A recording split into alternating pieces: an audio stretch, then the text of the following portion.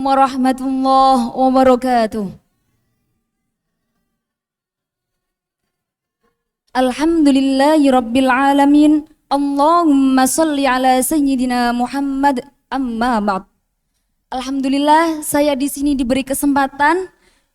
Saya akan menjelaskan sedikit tentang pemuda. Sebelum saya mulai, saya mau bertanya dulu kepada teman-teman. Di sini siapa yang merasa sudah tidak muda lagi? Masih muda sih. Kalau saya lihat masih muda semua ya. Masa muda itu masa-masa emas, anugerah, di mana fisik kita masih kuat, pikirannya masih tajam, semangatnya masih berkobar, tapi masa yang paling rawan untuk terombang-ambingnya oleh ketidakjelasan tujuan, oleh pergaulan, oleh hawa nafsu, oleh kenikmatan sesaat. Jika kita tidak punya visi hidup, kita tidak punya keseriusan untuk menjaga diri, maka kesempatan tadi akan terbuang sia-sia. Makanya banyak pemuda sekarang yang hidupnya cuma biasa-biasa saja.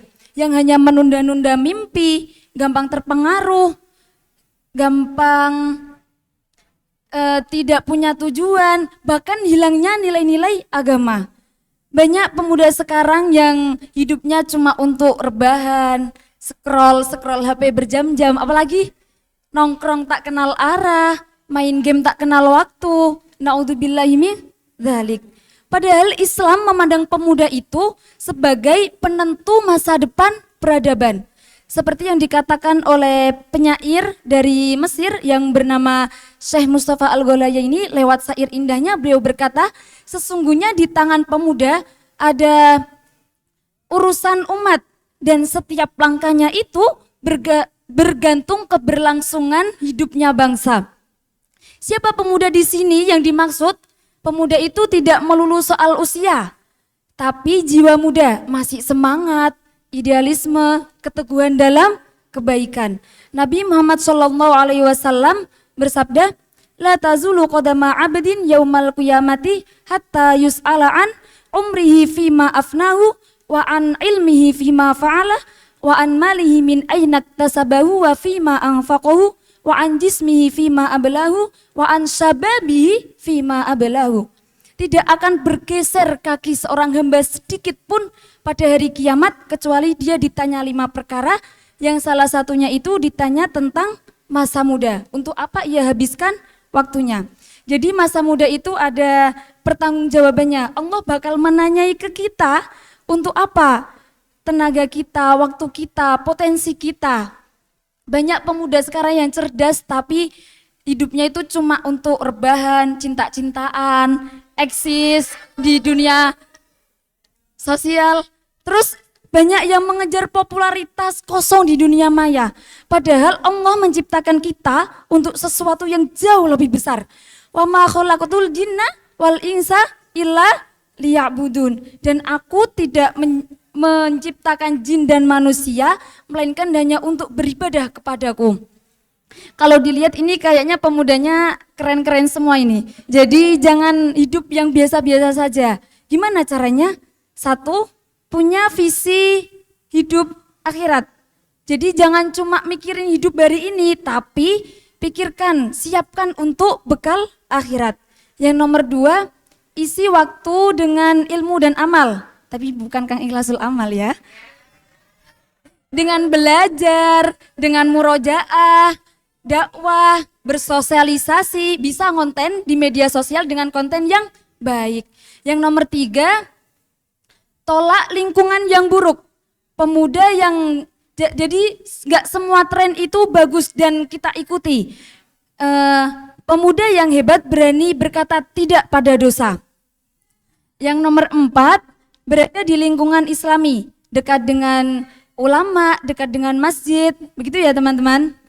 Saya mau memberi contoh apa yang kemarin diceritakan Ustadz Wildan waktu di kelas. Apa yang kita lihat Abi Quraisy sekarang, bisa sekeren itu, sehebat itu, wow banget. Beliau bisa mengkarang kitab-kitab, menulis sebegitu tebalnya buku-buku yang beliau terbitkan.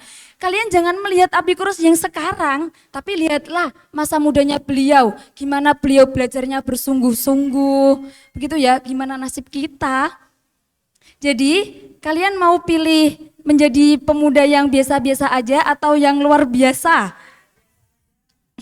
Jadi gini teman-teman, hari ini kamu muda, tapi besok belum tentu ada. Dan hari ini kamu kuat, tapi waktu tidak menunggu.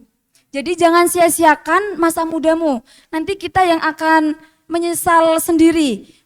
Gunakan waktu sebaik mungkin. Allah sudah menggambarkan dalam Al-Quran surah Az-Zumar, A'udzubillahi minasyaitonirrajim, an taqula nafsu ya hasrata ala ma farrattu fi jambillahi wa in kuntu laminas sakhirin. Ayo teman-teman, jadilah pemuda yang hebat di hadapan Allah, jangan cuma populer di hadapan manusia. Jangan jadi pemuda yang biasa-biasa saja, tapi jadilah pemuda yang hebat dalam taat walaupun sendirian.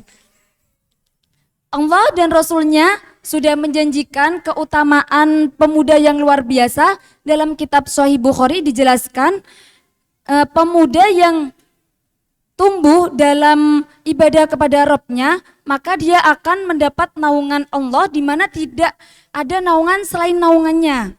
Itu ya teman-teman.